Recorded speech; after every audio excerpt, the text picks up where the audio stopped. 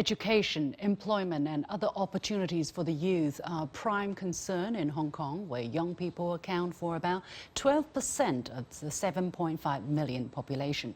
The recent election in Hong Kong and several new policies have made young people one of their focal points. What role does education have in the new election committee and in ensuring peace and stability in Hong Kong's future? How can education contribute to the region's development? I'm pleased to be joined by Tang Fei, principal of Huang To Secondary School in Cheung Kwang O, in this exclusive interview. Mr. Tang, thank you very much, and it's good to see you again. Now, the educational community is one of the important subsectors of the election committee. It accounts for 30 seats, but more importantly, it can guide the trend in educational institutions and help shape the future of the region. So what role do you think members from this subsector can play in guiding impressionable young minds in schools and colleges? Thank you for your invitation. I think there are two roles the members can play. The first of all, to elect a new chief executive and 40 legislators in the coming two polls, based on whether their election agenda will promote how to reset our education system and policies in compliance with the principle of the one country, two systems, and how to promote both patriotic and national security education. Of course, the CE election will be more crucial since the principle of the executive-led administration should be adopted. Therefore, the resetting education system, as mentioned above, will more rest on the CE election or CE. Secondly, the members of the education sector should do their jobs well in their serving schools, as they are all principal or directors of the secondary, primary schools or kindergartens. Thus, they should set a good example of patriotic teaching professionals to all teachers and students in their school. Yeah, you mentioned a couple of times patriotic teaching and education. Chief Executive of the SAR, Carrie Lam, has also repeatedly said that the lack of patriotic education in city schools is misleading youngsters. But specifically, what would patriotic education involve for these young people? And how can you do such education in a way that these young people can really accept it, can relate with it, and do not have a sense of resistance to it? The patriotic education, as I know, should not only embrace traditional Chinese culture and history, but focus on the current China's development and socio-political institutions. Surely China has a great and long history for which we should respect undoubtedly. However, it is the current China on which our education should more emphasized, as China has been taking a long process of modernization since the Opium War in 1840 in pursuit of the national rights again. There is a huge difference between the traditional and the modern China. If students only learn the tradition and know nothing about the current China, when you ask a teacher or a student, whether you love your country, and then they reply that they only love the traditional China, and with a 5,000 years of history, not the current one, but not the current one, I don't think it is a successful patriotic education. Yeah. So according to your experience and practice in your school, what has been the most effective way to update the young people about today's China? Just put more truth about the current and present China development, including the public policies and institution and public infrastructure building. All about the current China development is a very, very important elements in our education policy, especially national education and the patriotic education curriculums. The Hong Kong Professional Teachers Union disbanded earlier this month. It was criticized for allegedly inciting violence and advocating independence for the region. What kind of influence would you say the union has had on Hong Kong's education system, and how come such a group was able to exist for such a long time?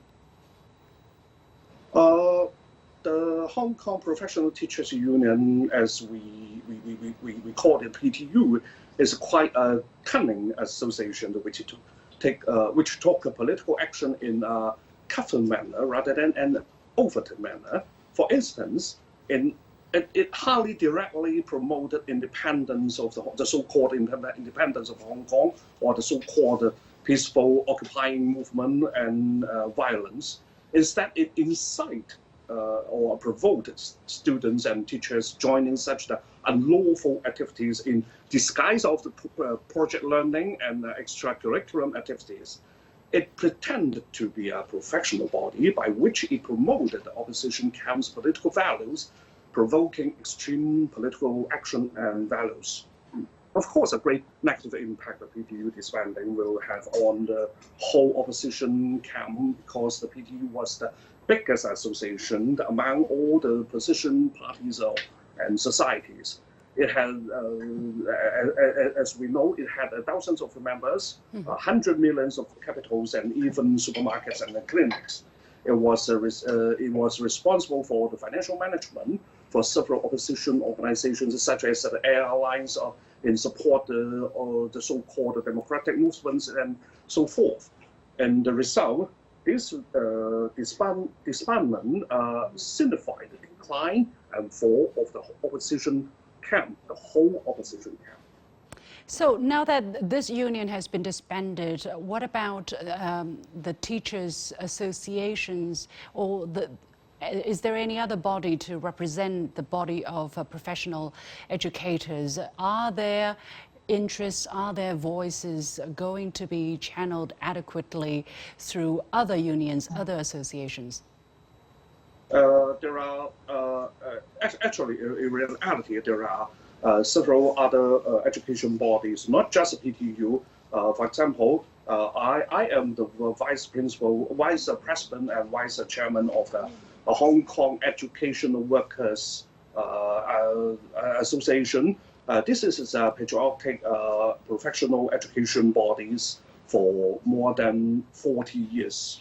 So I have no doubt other education organizations, including patriot organizations, will take the PTU's roles, of course, not unlawful roles to serve our teachers. How are you going to deal with? How are you going to deal with the unavoidable different voices that some teachers will continue to have towards political issues? Although the teachers, professional teachers union disbanded, is there going to be the tolerance for diversity, for different voices and for discussion, even debates, of course, for the purpose of building a better Hong Kong? Everything under law regulations regulating the debate, even political debate among the teachers and students still tolerated. That's not the question. This is not the problem. The problem is how to calm down the political the too hot political atmosphere among the students and teachers. This is a question rather than there's no political debates again. So, yeah, exactly. Do you have an answer to that question? How do you cool down the overzealous political atmosphere among the teacher circle? Just return the education profession, that's okay. Don't pretend to be an education professional bodies again. Don't pretend to do something activities in disguise of the education activities, but it is in reality it is just a political action. Don't do it. There are some media reports which suggest that many teachers have left Hong Kong since the national security law was enacted in June last year. The Education Bureau said the allegations made by the departing teachers was biased and unfounded, and the views of individual teachers could not be regarded as representing educational professionals. So what is the situation?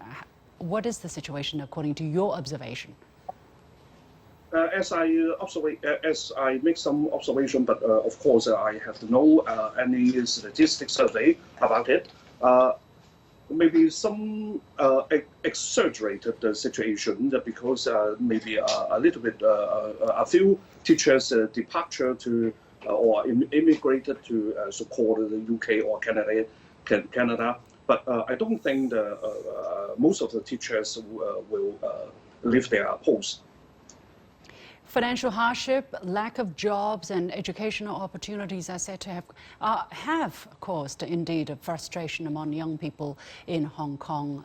Given the slew of policies that have been announced by the central government to help young people find opportunities, do you think there is going to be a turning point in terms of providing youth with more opportunities in life?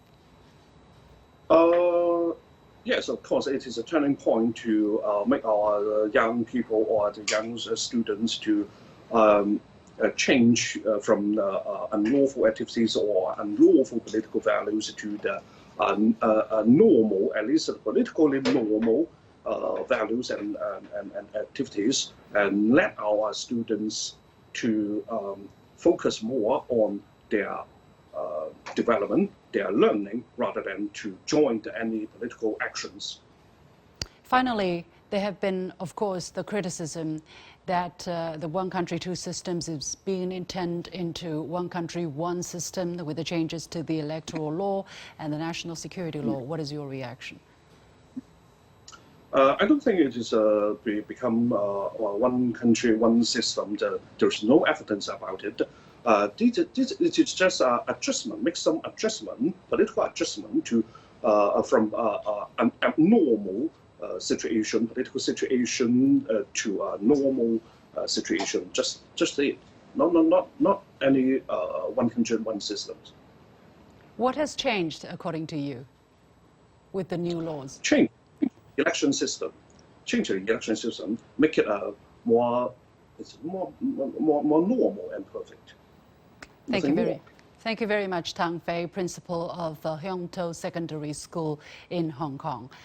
And with that, we come to the end of this edition of The Point with me, Liu Xin. As always, you can follow me on Facebook and Twitter using the handle Liu Xin in Beijing. Download the application called CGTN to watch the show on your mobile devices, or go to YouTube and look for CGTN The Point. Thanks for watching. You've got The Point.